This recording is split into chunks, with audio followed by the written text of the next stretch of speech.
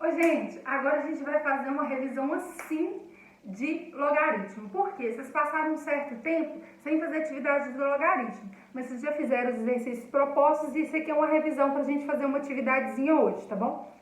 Então, assim, função logarítmica. Antes de falar de função logarítmica, a gente precisa entender o que é o logaritmo. O logaritmo é o inverso da exponencial, do expoente. Então, quando eu escrevo log de A na base B é igual a C, é esse elevado a esse igual a esse. É B elevado a C igual a? Tipo assim, log de 8 na base 2.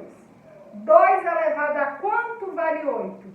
2 elevado ao cubo. Então, aqui é 3. 2 ao cubo vale 8. Lembraram? E aí existem algumas equações que são geradas a partir dessa definição. Porque você pode colocar x aqui, pode colocar x aqui e resolver uma equação a partir daí, tá bom?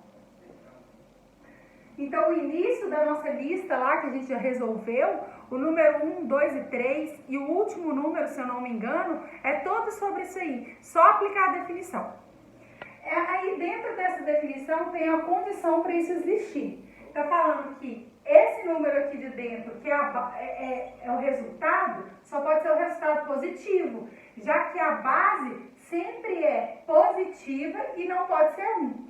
Ou seja, se aqui é um número positivo, aqui só pode dar positivo. É isso que ele está falando, tá bom? Então, a condição para o logaritmo existir é isso aqui. Esse número tem que ser maior que 0, esse número tem que ser maior que 0, e além de maior que 0, tem que ser diferente de 1. Consequências da definição. Log de um número na mesma base. Log de 3 na base 3. Vale quanto? 1. Porque 3 elevado a 1 vale 3. Log de 1 na base, em qualquer base. Qualquer número elevado a 0 vale 1. Fechou? Outra coisa. Esses dois aqui representam praticamente a mesma coisa. Está falando o quê? O logaritmo é o inverso do exponencial.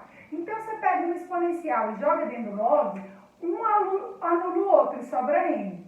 Se você pega um logaritmo e joga dentro do exponencial, um anula o outro e sobra n. Então, é isso aqui que essas duas estão falando. Essas duas são menos usadas, tá?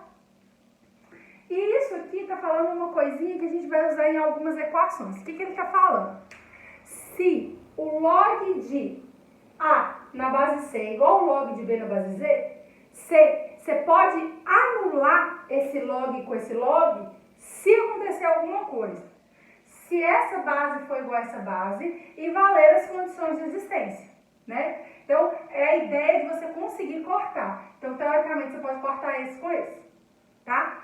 Sempre, gente, a gente tem que verificar para usar qualquer uma dessas propriedades se a condição de existência funciona. Porque o log só existe se a condição funcionar.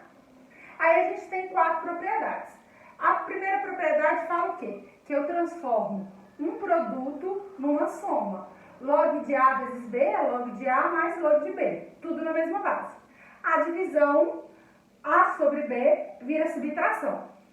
E a potência é aquela regra do escorrega, né? Esse aqui escorrega para frente. Vai ficar B log de A na base C. Fechou? E esse aqui é uma propriedade chamada propriedade de mudança de base. O que é isso?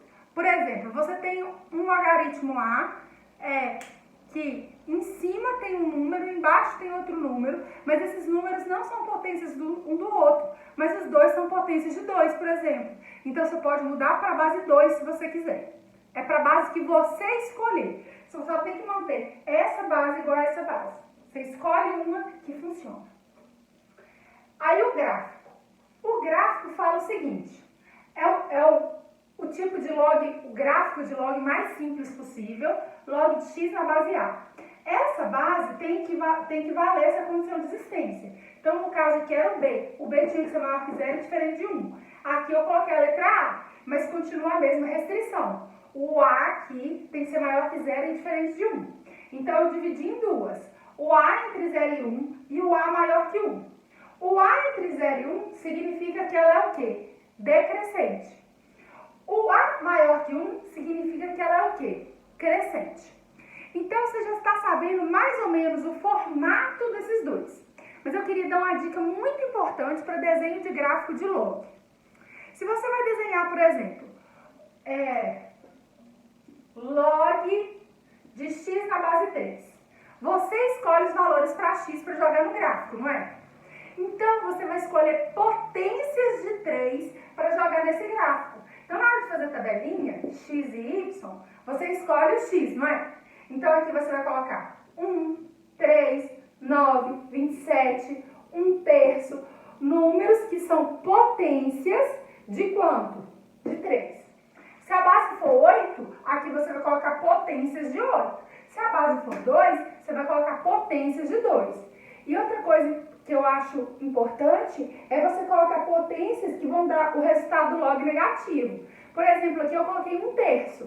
Por quê? Log de 1/3 na base 3 é menos 1. Para a gente saber o que está acontecendo com o gráfico na parte negativa.